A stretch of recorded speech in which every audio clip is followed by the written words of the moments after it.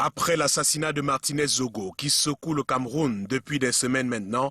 le Haut Commissariat aux droits de l'homme de l'ONU rappelle à la mémoire collective que Jean-Jacques Ola-Bébé, présentateur radio et prêtre orthodoxe, a été retrouvé mort le 2 février près de son domicile au quartier Mimoman à Yaoundé, apparemment abattu par des inconnus.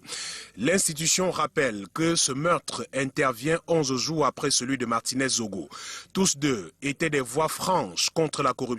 utilisant leur tribune à la radio pour dénoncer des cas de détournement présumés de fonds publics, écrit l'ONU. Dans le même texte, on peut lire que le prêtre et présentateur Ola-Bébé a été ces dernières semaines l'un des premiers à demander que justice soit faite et que les coupables répondent de l'assassinat de Martinez Zogo, son proche associé. L'on peut également apprendre dans le texte de l'ONU qu'en janvier dernier, au moins 3 journalistes camerounais ont signalé qu'ils avaient reçu de sérieuses menaces de la part de personnes non identifiées. Occasion pour Genève d'appeler les autorités camerounaise à prendre toutes les mesures pour créer un environnement propice au travail des journalistes sans crainte de représailles et pour faire respecter le droit à la liberté d'expression. Aussi, le Bureau des droits de l'homme de l'ONU, en se satisfaisant de l'ouverture d'une enquête ordonnée par le président de la République sur le meurtre de Martinez Zogo et de l'arrestation de certains suspects, demande aux autorités de veiller à ce que le meurtre du journaliste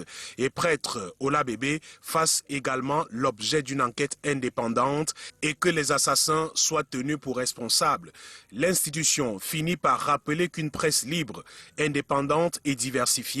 est essentielle pour que les citoyens soient informés et en mesure de demander des comptes aux institutions publiques.